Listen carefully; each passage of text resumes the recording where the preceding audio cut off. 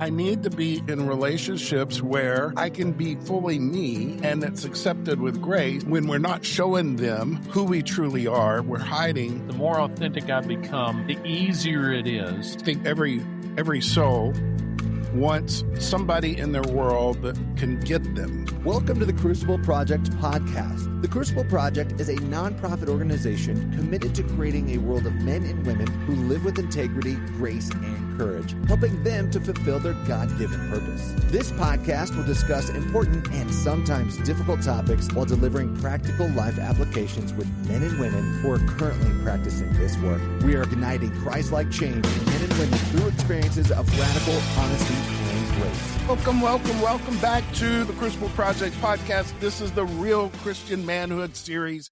This is Roy Wooten, your host today, and I'm here with Byron Myers, Men's Ministry Director at the Crucible Project. Welcome, Byron. Hey, good to be with you again. Yeah, excited to be here. We were debating what we should talk about today, and we thought we'd talk about this term one of our alumni, Alan Rick, spoke about. And in fact, I think he's working on a book on authentic belonging. Authentic belonging. Have you ever heard of that term? You know, I've heard belonging multiple ways. I haven't really put authentic and belonging together, so I'm interested. Tell me more about what you define that as, Roy. Well, I mean, the concept is that, Adam and Eve were in the garden, tending the garden like God had directed, and they had nothing that was between them and God.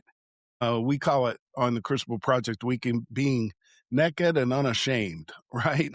Yeah. Fully known, fully seen for who we were. And then there was a bad decision. We put ourselves above God in a moment. And Adam wasn't protective. He was going along with.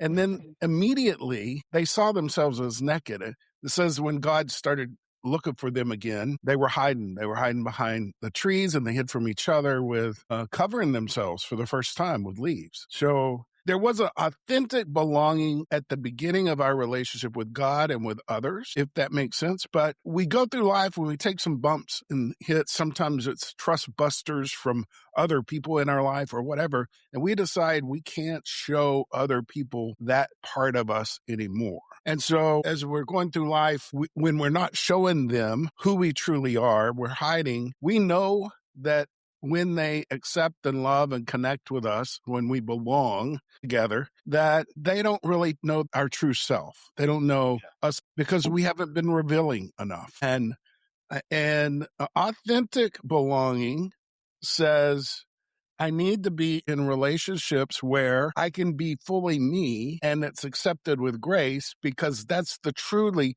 the only way that I can know that I belong. If that makes sense. It does. And my goodness, our church world should be that, right? Oh, yeah. I think the church world should cover that for us. And I don't mean to bash the church. It's just people. So people are people everywhere, and we bleed into the church world as well. Yeah, what are some of the ways to get yourself to that space where you feel like you belong authentically? Well, I mean, the first is just to realize where my relationships are. Where do I authentically belong now and where I don't?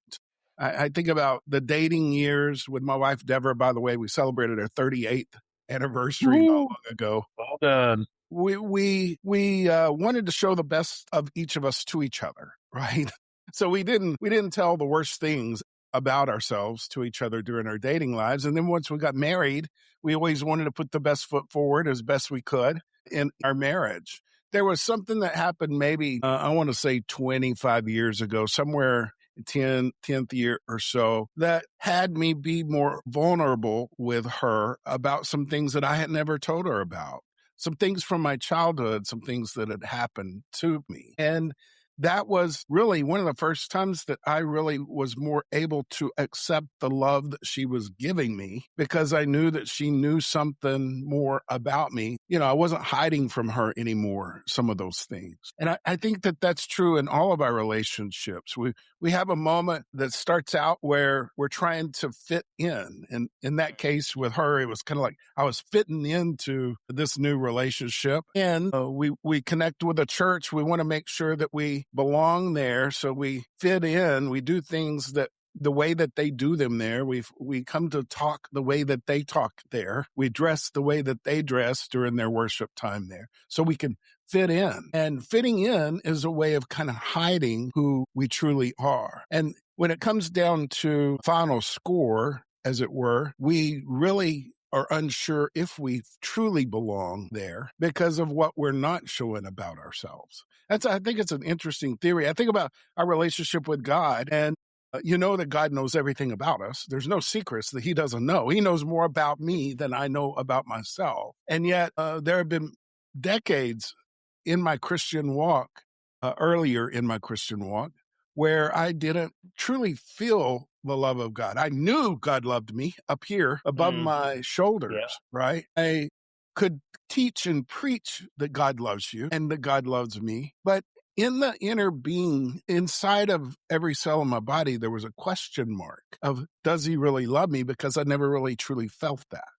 Yeah. And our honesty with God is a way of, that James 5:16 talks about confession, is a way to be in every way naked in front of him so that we're not hiding anything from ourselves or from him. And that allows us to more easily feel the love back, to be authentically connected, authentically belong to God. Yep. Yeah, that makes a lot of sense. So, you and I attended church for many, many years, right? Most of our life. And you stayed in one for a long time. I stayed in one for a long time. I'm in a lengthy stretch in a church now. And I know some people. I have a group of people that are my people at church. Yet there are times where I walk in and I wonder, wow, do I belong in this circle that's standing here right now? And I get what you're saying in terms of that authentic, they know something about me I've revealed, but have I revealed everything? The question is, Roy, what do we reveal? Is it we just lay it all out there? Is that safe? Or what do we reveal so that we are authentically us? We can act like we want to. So one of the analogies that comes to mind is, in a marriage relationship, I think it took both Deborah and I many years to get to the point where we let out something and they met it with grace and care. And then that gave her permission to let out something that she had been holding back. And that met with grace and care. And over time, there's just isn't hardly anything that I know of that Deborah doesn't know about me, and vice versa, right? We're in a relationship where we don't have secrets, where we don't have hidden secrets from each other. And that makes us feel like deep belongings. We had this big birthday party coming up for her. And she said to somebody while we were talking, I don't know if Roy and I have ever had a deeper connection than we've had the last several years. And I was just like, wow. Yeah. And that's because we gave more of ourselves to each other around the things that we withheld from each other. I think that me going online and just telling everybody everything is a bad plan because not everybody in my social media world are, in fact, I don't even know all the people in my social media world, but everybody in my social media world is not safe. There's some people who aren't safe. And like your group at church, your group of men, your connection, the other couples that you and Kathy do life with there at the church, I think that we need to create places of safety and test out, is this a relationship that I can authentically connect with, that I don't have to hide myself, that I don't have to change myself to fit in, so that we test it with something that's a little minor and see what that brings. And if it has grace, and if it's a secret that isn't distributed to other people, if the confidentiality remains there, then I can go another level deeper. And then I can go another level deeper, especially if it's reciprocated, right? If I'm vulnerable, some of the research says that when one person is vulnerable and it's in a safe relationship, that almost always the other person feels more comfortable about being vulnerable themselves. It gives permission for the other person to tell the truth about what's going on in their head and heart and in their life. And one of the things that I've been so amazed at the Crucible Project since I was a participant back in January 2009 is how quickly, because of the series of experiences that we create on our initial retreats, how quickly men have authentic belonging with each other on one of our retreats and how that's carried and connected post-retreat. Yeah, that makes sense. As you were talking, I was also thinking about, like, there's rings of groups that we're part of in church. I know well over 100 people now in my church that I've joined, at least 100, maybe more. And I don't walk up to every one of those 100 and just reveal something going on. I reveal that to a smaller ring. And I think part of it is our frequency with that authentic group too. What do you say about that? The frequency of I do think the more opportunities we have to be real with each other, for them to see another side of us, is a good thing. Yeah. And I also know some men in my life that we don't get together very often, but I have a deep connection of authenticity with them, if that makes sense. So I don't think frequency is the sole driver, but I think it could be an opportunity to really create a deep, good relationship with other men in your life. Yeah. So what I'm hearing is, it might not be the frequency, but it's what happened in the frequency that you can pick up where you left off. You and I know this, and many listening hear this. I'm sure they know. There are friends that you can call that you haven't talked to in 5 years. You pick up where you left off, and it just for sure. Yeah. And I believe that had an authentic relationship at its core. At some point, each of us revealed a piece of ourselves and it was safe and received. Not that we're confessing all sin every time we walk in a room, but is safe to just be me, because they know I own my stuff. I know they own their stuff, and we don't have to own it every time we walk in a room. It's like we just point to each other's nose and go, yep, I see it. Yeah. Especially if we shared experiences together. Yeah. We've been through some stuff. My friend Mike says we were bonded. We went through a trauma bond because we were both married to pregnant women at the same time. and that kind of moved us toward each other. How you doing, man? Oh, man, you know how it's going. Yeah. But I do think a guy I was listening, might be thinking, what in the world? Why would I ever want to get that close to somebody? I think most of the time when we get together with guys, we talk about the weather, we talk about sports, we talk about the economy, sometimes politics, although that's a dangerous one. But we really don't talk about really meaningful things. Like, I'm struggling with how to have a conversation with my son about something going on in his life, or I don't know. My daughter came home the other night and she's 16. This isn't true for me, but she's 16 or 17. She smelled like pot and I don't know what to do with it. No, that's the kind of conversations that I want to have a friend that I can have that kind of conversation with, that I can be honest about what's going on and what's on my thoughts. What are my worries? What are the challenging things in life right now? Where I can look at them and say, I'm dead broke right now. I mean, I got every dollar that comes into my house going out, and I got to find a way to dig out of this, or whatever. My boss is talking about downsizing the company, and I don't know what I'm going to do next. Where we can stop the BS and be real with each other. Yeah, and that includes our spiritual world too. Absolutely. Like I'm working on praying the Psalms, and there are some of the Psalms that just don't feel like they apply to me. And I need to talk with somebody, and I've got a couple of people in mind where I know that it's safe for me to ask the question rather than watch their eyes roll back in their head because either one, they don't know the depth, or two, how dare you talk about God like that? Like with judgment. Yeah, there would be this judgment. Oh, who you? You don't understand the Psalms? What do you mean you don't understand the Psalms? Right? So, there are, that's an authentic relationship that I can go to a couple of people and go, I don't understand this. And this is really a struggle for me. And it's bothering me that I don't relate to this. What in the world's going on in my soul? Yeah. Yep. Well, and I think every soul wants somebody in their world that can get them, like really get them as a human. I want that in my marriage. And I want that to have a friend or two or more like that. But it's so risky. It's risky to try to do the things that creates that kind of relationship, that kind of bond. The psalmist talks about two is greater than one, when they walk, and the Proverbs about even three is stronger. A cord of three is even stronger than one. But we need men in our life. And I tell you, there's a lot coming against those kind of relationships. I mean, we're more connected technologically than we ever have been in all of humanity. And yet 1 out of 5 American men can't name one friend. Yeah. That's crazy. Well, so Roy, you talk about risk. Let me ask a double-barreled question, what I tell people not to do all the time. So what creates the risk, and how do we get out of that risk? How do we push through that risk? Yeah, I think the risk is created just in how we're acculturated as boys, right?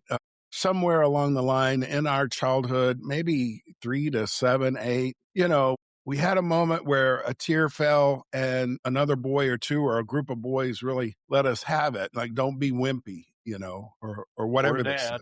Yeah, or dad. Or dad. And so, we lock some things up pretty quick.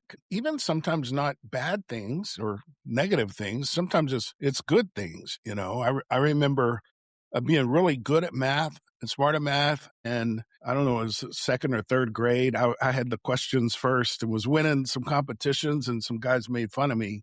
So the next time we played that game, even though I had the answer in my head, I didn't say it because I wanted them to leave me alone. So I think it's part of the acculturation, at least in America, probably all over the world, of boys. And so the other thing I think that hits us is what I called trust busters earlier in this discussion. Something happens that breaks our trust with someone. A parent says they're going to do something and they don't, or even worse, a parent who's there all the time, all of a sudden disappears out of our life, right? And they're gone, not just gone from mom or dad, they're gone from our life completely. And sometimes it's not that kind of situation. It's a death early in life of somebody that we had high trust of, and it feels like I can't trust much of anything anymore.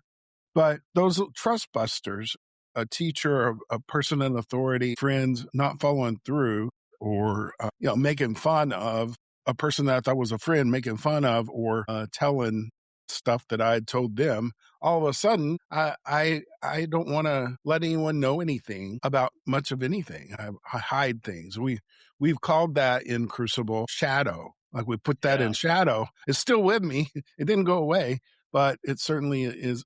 I've tried to hide it from myself and from others. Yeah. And that's why I think it gets risky for us to share. And we bring that into our marriages. We bring that into our friendships. And we're doing our whole life by fitting in and hiding stuff instead of really having these authentic, belonging relationships. So it's risky in that, in some way, if the other person or other people in my life knew this about me, something bad might happen. In fact, I might get rejected, made fun of, judged, kicked out, whatever that is. If they really knew what is true about me, then no one would want to have anything to do with me. And that is a false belief. We've got to find the right people, the right person to create that authentic belonging with. It's got to be done in layers, over time, letting a little out and then seeing if that's the trustworthy person and letting until we find our safe people. And it's the only way that we can really, I believe, receive the connection, belonging, and love from other people that we so desire. I believe in my heart of hearts that every person really wants to be fully seen and fully known by someone else in our life for them to feel authentic belonging and love. Yep. Several of us in Crucible have studied Marcus Warner and some of his stuff. Yeah. And Marcus Warner, I got to actually be in a space where he spoke, and this line just hit me so hard. And it's right in what you said. Something happens as we're growing up and we develop a mask. Yes. And Marcus Warner said, and the mask works. Of course, until it doesn't. Until we want to be in that authentic place. So how do you push past the risk to drop the mask? What do we do with that? Yeah, so courage is really facing the fear and going toward it anyway. right? So it's summoning our courage. And I think what's worked best for me isn't like jumping out of the plane, but it's like a tiny step toward. And what I've noticed in my own life, and maybe you've seen it in yours, and I've certainly seen it in many of the people I've coached and counseled over my long career, is that as we begin to approach the very thing that we're afraid of, the size of that thing gets smaller. The risk gets smaller. It doesn't go up, it goes down. And it fits with what I believe, that God blesses my faithful action. As I move toward the thing I'm fearing, it just becomes less fearful for me. Yeah. I'm moving toward it. Action eats, strategy and thinking about things and all that for breakfast. We get into action and fear starts to subside, and that's risky. And if we are careful with who we take the risk with, it will probably be met with reward, not the thing that we fear the most. And one of the beautiful things about the Crucible Project, by the way, if you're listening to this and you feel like you don't fit into any group, that you're just kind of not fitting in life, and you wonder if you truly belong anywhere, even if you truly belong in your relationship with God, if you're struggling with, how do I get the kind of deep connection with my wife that I really desire? It may be this particular challenge for you, that you're hiding and not taking risk and not trusting some other person to move that way. And we have our Crucible Project retreats scattered across the United States. I think you've got about 45, almost 50 retreats this year, Byron, men's retreats, all over the United States and a few other countries, where you can come taste authentic belonging in like 48 hours,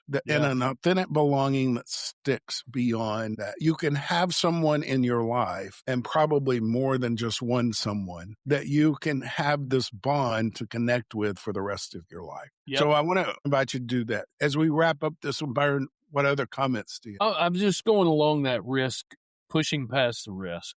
Something that you said there about taking the little steps. The more I confess, and it's not always sin. Right. It's not always sin. Just the more I confess, the more authentic I become, and the easier it is. Our pastor was talking with a man who leads a ministry where it requires revelation and confession, and he used to confess and talk about himself this way. Now he's like, the old man's dead. The more we do it and we get some acceptance and belonging, the better it becomes. But the second part is, don't forget to honor the mask builder in you. Oh, that's good. You built that mask for a reason. It protected you. It was good, but it's not serving you now. And it's okay to look back and go, wow, I know why I did that. And it helped me, but this is who I want to be now. And step into it, like you said, with the little steps of risk. Where is it safe to risk? And then don't run away completely if you run into somebody who, is scared of you. Choose what circle you want to jump into. Yeah, choose wisely. But somebody's got to go first. And in your marriage, I'll say this, I believe it is the husband's job to go first. I agree. It's the husband's job to go first and to create it. I wouldn't come in and vomit everything all at once. Right. But, little steps in there. If you need to get a counselor or a coach, do that. By the way, Byron, you and Lisa Majeski, Women's Ministry Director, are in charge of all of our coaching and our coaching certification. So if this is something that you're listening to and you're thinking, I don't know if I want to go to a retreat, but I think I need to work on this, well, hit our website, thecrucibleproject.org, and grab a coach there, and personal, confidential, all of them trained by Byron and Lisa. Yep. Love to have any part of, you and I talk about this. We want you to be a part of what we do, but more importantly, we want you to live an authentic life out there. And it might not be the involvement we would love for you to be a part of, but if any of this helps you create more authentic circles, because our church is dying for that belonging in those authentic circles, contact us. We will help you walk that path. Really excited to be with you again, Byron. Thank you for doing this. And subscribe to the podcast if you haven't. Check out upcoming retreats at thecrucibleproject.org. And until we get back together for Real Christian Manhood series, God bless you. For more information about our weekends, please go to thecrucibleproject.org. You can also follow us on Facebook, Instagram, and Twitter. Rate and review wherever you are listening, and subscribe on your preferred podcast platform. Thank you for listening.